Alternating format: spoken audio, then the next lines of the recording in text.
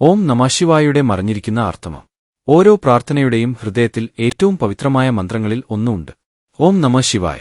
എന്നാൽ ഈ പുരാതന മന്ത്രത്തിന്റെ യഥാർത്ഥ അർത്ഥം എന്താണെന്ന് നിങ്ങൾ എപ്പോഴെങ്കിലും ചിന്തിച്ചിട്ടുണ്ടോ? ഇത് വാക്കുകളുടെ ഒരു പരമ്പര മാത്രമല്ല, ഇതിനെ പഞ്ചാക്ഷരി മന്ത്രം എന്ന് വിളിക്കുന്നു. 5 അക്ഷരങ്ങൾ ചേർന്നതാണ്. ഓരോന്നിനും ആഴത്തിലുള്ള ആത്മീയ പ്രാധാന്യമുണ്ട്. ഈ 5 അക്ഷരങ്ങൾ സൃഷ്ടിയുടെ പഞ്ചഭൂതങ്ങളെ പ്രതിനിധീകരിക്കുന്നു. ന എന്ന അക്ഷരം സൂചിപ്പിക്കുന്നത് ഭൂമിയെ ആണ്.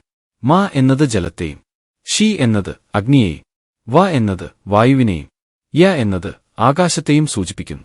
അതിനാൽ നമ്മൾ ഓം നമഃശിവായ എന്ന് ജപിക്കുമ്പോൾ ഈ മൂലകങ്ങൾക്കെല്ലാം ഉള്ളിലും ഒടുവിൽ നമ്മിൽ തന്നെയും വസിക്കുന്ന ശിവഭഗവാനെ നാം വണങ്ങുന്നു. ഓം എന്നാണ് മന്ത്രം ആരംഭിക്കുന്നത്, അതായത് പ്രപഞ്ചത്തിന്റെ തന്നെ ശബ്ദമായ സാർവത്രിക സ്പന്ദനം. മുഴുവൻ പ്രപഞ്ചവും ഓമിന്റെ ഊർജ്ജത്താൽ സ്പന്ദിക്കുന്നുവെന്ന് പറയപ്പെടുന്നു. ഇത് ജപിക്കുന്നയാളെ ദിവ്യത്വവുമായും സമാധാനവുമായും ഉയർന്ന ബോധവുമായും ബന്ധിപ്പിക്കുന്നു.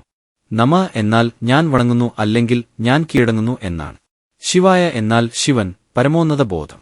അതിനാൽ പൂർണ്ണ മന്ത്രത്തിന്റെ അർത്ഥം ഞാൻ പരമാത്മാവിനെ വണങ്ങുന്നു.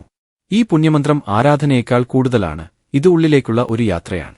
പതിവ് ജപം മനസ്സിനെ ശാന്തമാക്കുകയും ഹൃദയത്തെ ശുദ്ധീകരിക്കുകയും നമ്മുടെ യഥാർത്ഥ സ്വത്വവുമായി ഉള്ളിലെ ശിവനുമായി ബന്ധിപ്പിക്കുകയും ചെയ്യുമെന്ന് പറയപ്പെടുന്നു.